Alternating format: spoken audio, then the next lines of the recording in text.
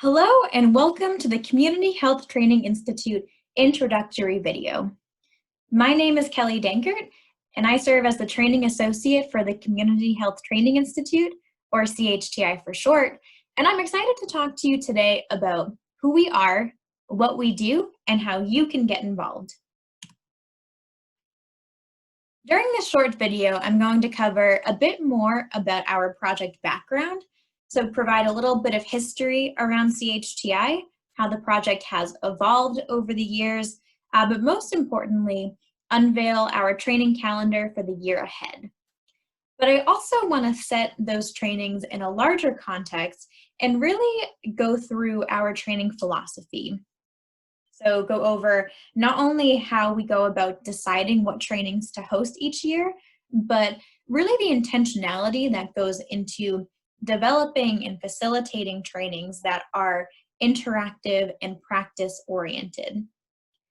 I also want to name all the various resources that we have to offer and outline all of the ways that you can plug into the work that we do. But first, I want to introduce the wonderful team at the Training Institute. So we are led by Daisy Ortega, who serves as our director, and Daisy brings years of experience in youth development, youth work, facilitation, and organizational leadership. We're also co-led by Gina Rodriguez, who serves as our project manager, and her interests revolve around youth development as well, peer leadership, maternal child health, and really about supporting moms and parents and children around schooling and education. And as I mentioned before, my name is Kelly Dankert. I serve as the training associate, and my interests revolve around environmental health, food justice, land justice, and just connecting the dots between climate change, public health, and racial equity. And lastly, we're joined by Tanayo Crow, who serves as our training coordinator, and her interests lie within environmental health, housing policy, and policy interventions, specifically around lead poisoning for children. So as you can see, we're all four very different people with diverse interests and experience, but we bring all of that to the project and to all of our trainings, which you'll see later when I go through our training calendar. And I think what's really special about being co-led by two leaders who are so deeply rooted in the youth work field is that they bring that lens and that energy to all of our trainings. So they are interactive, they're engaging, and they're fun. But I also want to go over our institutional partners. So the Community Health Training Institute is both a project of and funded by the Massachusetts Department of Public Health. The project sits within our parent organization called Health Resources in Action. Health Resources in Action, or HRIA, is a public health nonprofit located in Boston that does work at the city level, at the state level, and also at the national level too.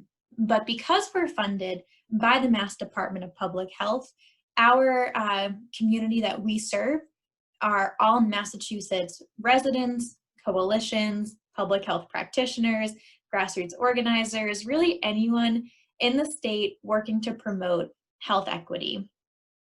And because we're funded through the Mass Department of Public Health, all of our trainings and all of our resources are entirely free. And our goal at the project is really to increase the capacity and skills of community health leaders and stakeholders so that they can build and sustain coalitions and partnerships that support healthy communities, along with actively addressing systemic racism to improve health outcomes across the Commonwealth. So I want to unpack that a little bit. We have always existed to increase the capacity of coalition leaders and to really sustain and build effective coalitions in order to promote health equity.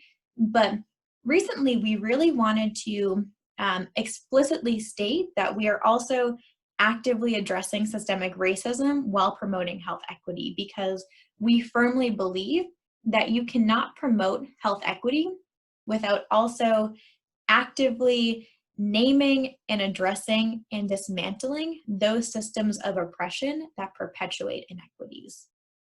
So our project director, Daisy Ortega, has prepared a short video to speak to this evolution of CHTI and really how we serve our community. My name is Daisy Ortega, and I serve as the director of the Community Health Training Institute. And my role involves supporting the team to do what they do best, which is bringing high quality trainings to coalition members and others that join our trainings, as well as populating the coalition finder and sending a lot of resources through our newsletter.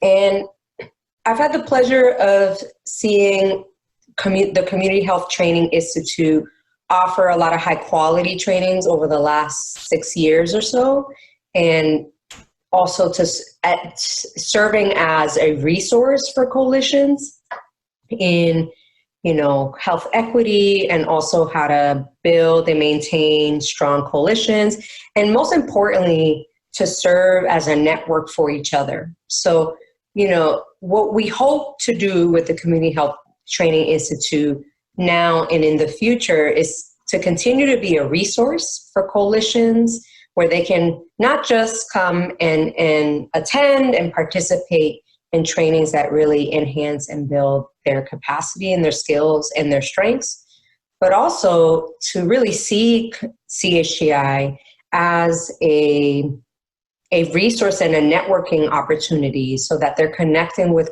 coalitions and awesome practitioners across the state who are doing work like them and or who can elevate the work that they're already doing. So primarily we work with coalitions by offering trainings and building their capacity. And so I'm excited to share with you on this next slide the trainings that we have lined up for you this year. So we have 8 trainings, and as you'll notice, they are all online and all virtual due to COVID-19. We're really dedicated to preserving healthy communities, and so because of that, we made the decision to have all trainings online. But they will be full trainings, so all of these trainings will be 3 hours, practice-based. We'll have a mix of discussions, and you'll notice that all of these 8 training topics are relatively broad. They're broad topics and meant to build skills so that our coalitions that work within a variety of different topic areas and subject matters can take something from each of these trainings. So for example, we have facilitating successful online meetings and reframing community engagement. 2 things that we think are really important as we pivot our work to focus more or to do more remote work. So what do online coalition meetings look like? How can we make sure that we are designing them in a way that provides plenty of opportunities for community voice and more voices in the space? And same with reframing community engagement. If we can't knock on doors, if we can't do community forums, what does community engagement look like? And how can we access those hard to reach communities? We also want to talk about how to leverage collective impact to create social change and how to understand policy for public health work. So how do you identify your champions? How do you get in the policy space? And how do you find different policies that are being put through either on the state level, the local level, or the national level? And where do you advocate for your coalition? We also want to talk about building resilient communities and also shifting power dynamics through an environmental justice lens. So again, really thinking about how to be intentional about leading with community voice and putting that power and decision making back into the community. So I just named all of our traditional trainings, but we also have 2 new trainings, or a new format that we're exploring this year. And these are our panel discussions. So we have two panels coming up, one around back to work, lessons learned from COVID-19, and another one called COVID-19 1 year later, a public health panel discussion. And these two panels really are going to tap into a pool of public health experts and practitioners in the state to just speak to how the last year went, what infrastructure was needed to pivot really quickly to make sure that we're still supporting our communities that we serve and addressing that need during times of crisis. So we're going to be talking about some lessons learned, some best practices, and how to continue to move forward together. And I also want to say too that the common thread that connects all of these trainings is that we are leading explicitly with race and with health equity. So for all of our trainings, they're rooted in this health equity framework that we've outlined here. And how we're approaching this is that in all of our trainings, we want to make sure that we are recognizing the inequities in our system. So for example, if we are talking in our training around reframing community engagement, some of the inequities that we might focus on might be the digital divide, it might be the generational divide, and how do you get information while acknowledging and also working at those inequities. And then next we want to build an understanding of why those inequities exist. But as you know, we can't just stop there. We also want to make sure that we are building your skills to transform and actively work towards equity. And we hope to do this in three distinct ways. We want to name inequities through data, through community voice, and through storytelling. And this will be elevating community voice through the scenarios that we study, through the case studies, and through role plays that we do in the trainings. We want to make sure that we are rooting these inequities through a historical lens, but also analyzing them through a policy, systems, and environmental lens as well. And lastly, we want to make sure that we're building your toolbox so that you have the skills and the tools you need to create meaningful, systemic, upstream change that is community-led. And one of the trainers that we've worked with for a very long time, Barbosa, also prepared a short video to talk about why it's important to lead with race and how we're going to do that this year. It is important to focus on health equity, and especially with a racial justice lens or a real focus on racial equity, because our communities are full of people who are disproportionately suffering, whether it's from disease or conditions that keep them from reaching their healthiest potential. We focus on health equity to uncover what is it that is affecting these populations. And we're not looking just to ameliorate what has already happened. We're really trying to eliminate the conditions that cause the inequities that we see. And in so doing, not only ensuring that in the future those populations will be healthier, but also that all populations, our entire community, will be healthier. That focus on racial equity allows us to address the unique American problem of structural racism. Our country still has as its core a determination of one group being given as much advantage as possible and another group often being disadvantaged and at the bottom. And so if we are to examine equity, we need to look at what's happening to those folks at the bottom and see if our efforts can not only change their today and present, but also really focus on changing the future. The other part that I also think is really important is that the demographics of our country are shifting. We are going to be a minority-majority country, and that's a term that gets turned around a little bit sometimes, but we're basically going to have more people of color than the white population. And if those people of color are disproportionately suffering disease, that is a burden, a cost to the nation that we should not allow to happen. And so if we can help those who have been disproportionately suffering to be healthier, we will be improving the health and the potential for health for more and more of the population. And that means that our country as a whole will be more productive, healthier and a greater place for everyone to live, learn, work, play, and pray. We also recognize too that it can be difficult to have these very vulnerable conversations around race and power, especially when you gather a group of public health practitioners from across the state who are ultimately strangers, and we're asking them to deeply analyze the power dynamics within their communities. So to create brave and safe spaces for everyone, CHTI is very intentional about building community both in the training room and out too. So one of our biggest tenets in the project is really around this connection piece. We really want to build connections across the state that exist outside of the training.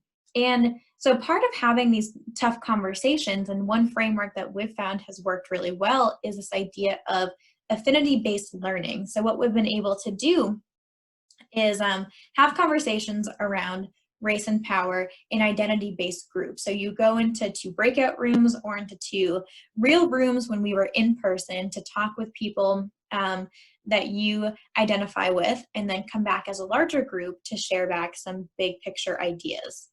We also like to promote offline networking and provide access to new cutting edge frameworks. So I love this picture here. This is a picture from our deconstructing structural racism training, where we were able to provide a new framework before it was published and available to the broader community that let training participants break down a lot of these big structural barriers to things like food security and to education. And we also like to build connections through this cohort model, which we've done in the past 2 years, where we've brought together a group of public health practitioners to learn and grow together as they talk about these issues too. And we're going to check in again with Mo Barbosa, who prepared another video talking more about our cohort model.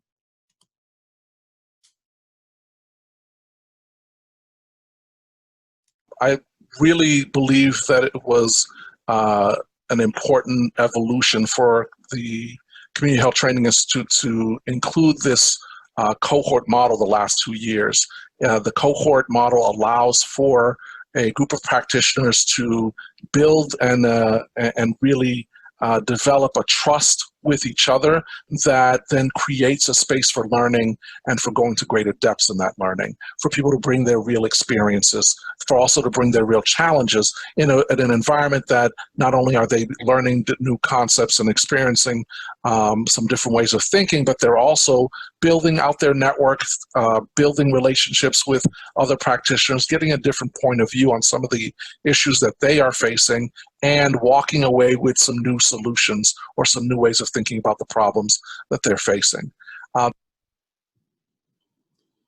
this community that Mo alluded to, both through the cohort model and beyond, is 400 and growing. Our community consists of coalitions across the state, from Nantucket and the islands all the way to Pittsfield, North Adams, and the Berkshires, and every city and town in between. Our coalitions can be found on our website at our coalition roster, and they focus on a wide variety of subject areas, from substance use to education to the built environment. And so it's really something when we host trainings either in person or remote, and we have folks from across the state who are working either in the same topic area or very different topic areas, and get a chance to share ideas and share best practices. As I'm sure many of you know, for example, substance use, right, looks very different on the Cape than it does in Fall River, than it does in Holyoke, than it does in Fitchburg. So, when we're all talking about that, it's really wonderful to see coalitions connect over best practices and not reinvent the wheel, and be able to brainstorm challenges and share successes and ask for advice. So we love our community, and we love seeing the magic that happens in the room when we bring them all together. And Daisy Ortega also prepared another video where she talks about one of her favorite memories from a training. There's a memory I can think of. We did a facilitative leadership training in Worcester, and it was provided by the Interaction Institute for Social Change. And the facilitator proposed that the groups do build a tower. And for anyone who's done this work for a while, that's either a hit or miss activity. And I was nervous that a room of 60 people wouldn't be interested in doing that. The build a tower activity is you get different supplies and are told to build the tallest tower with a little bit of time and probably some other caveats. And I remember distinctly not just seeing these groups get really excited and involved, but also how they were able to make parallels between how they were working together, how they weren't working together, and how they see that showing up in dynamics in their communities. And it was just really beautiful to see something that maybe someone would think of as a game actually create spaces for people from all across the state to talk about what's working really well in their communities and what's getting in their way. And I truly believe they walked away with not just some really great tips and tricks and reminders of what they can continue to do to bring others to the table authentically, but also they walked away with these memories and these relationships they were able to build from engaging with each other and building the tallest tower out of paper and paper clips. And just because we are all virtual next year does not mean we will be sacrificing that magic and those connections that Daisy just talked about in her video. Our trainings are engaging, they're practice-based and interactive, and that will not change when we are online. We are deeply focused in innovation and really being creative on how we can replicate these spaces virtually.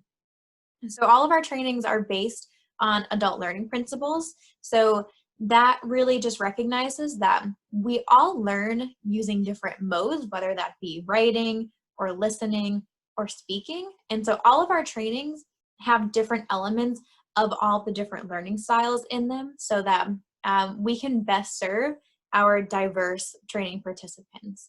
So when you are in our virtual training, you will be sent into breakout rooms, you'll have pair and share discussions, you'll be annotating a shared PowerPoint screen, you'll be taking notes, you'll be listening to videos.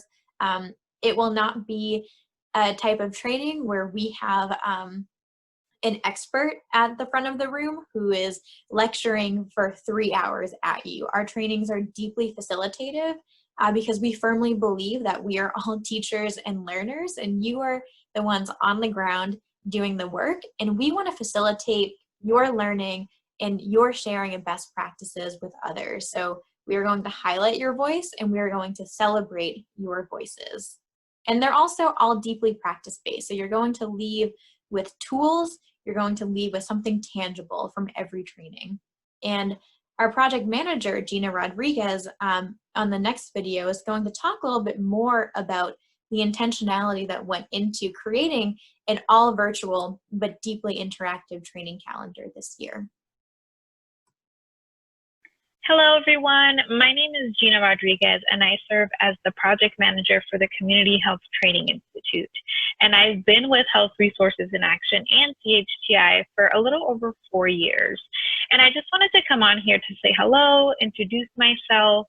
I am a Massachusetts girl. I was born and raised in the city of Boston and have been living in central Massachusetts for the last 3 years. And I have been doing public health and youth work for the last 15 years of my career. So it's been a pleasure watching this project grow, and also wanted to share a little bit more of information about what we're going to be doing this year and how we're going to be doing it. So we mentioned a little earlier in this video that all of our trainings are going to be online.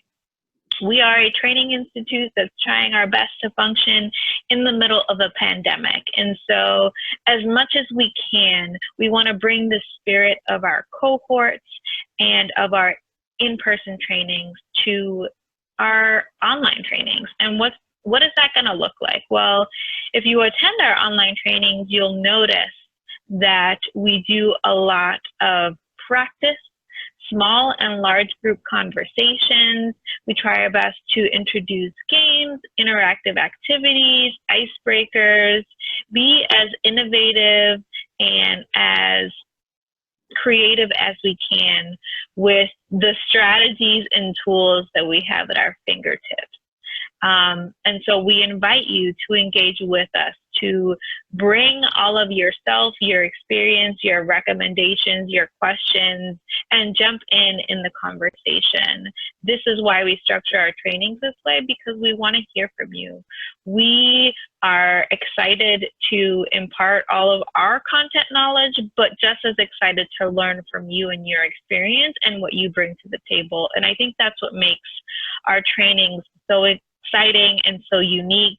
And so we try our best to be as engaging and innovative as possible in person and now in our new online world. So we welcome you, we invite you, and we're excited to see you at our next online training.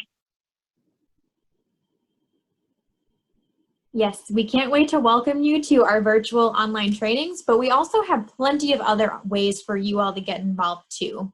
We have a newsletter that we would love for you to be a part of. In that newsletter, we share training opportunities, we share grant opportunities, we share community health news and resources and job postings, but we also invite you to share with us items that you want to see on our newsletter too. If you have a job opportunity at your coalition, send it our way and we'll share it out with our newsletter audience that reaches over 4,000 people in the state and across the country. We also invite you to take a look at our blog, which features new research, new frameworks, but also some thought pieces from the team at CHTI and from some partners too, around gun violence prevention, around what it's like being a working parent while schooling your children at home. We also have some thought pieces around climate change and public health, and we invite you to add to that pool. If you have an article that you want to share, we are more than happy to publish it on our blog and share with our network as well, because we really want to highlight the fantastic work that you are doing.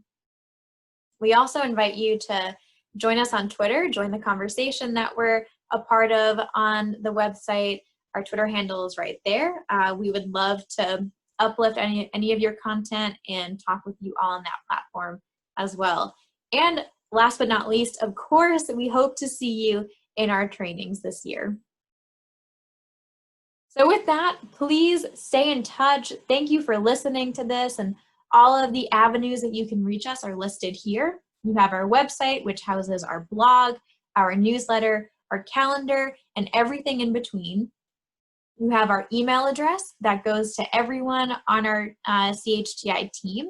You have our Twitter handle right there, and you can also find us on LinkedIn as part of a Professional Community Health Training Institute group. So once again, thank you so much for listening, and I cannot wait to get in touch with you all over the course of this year.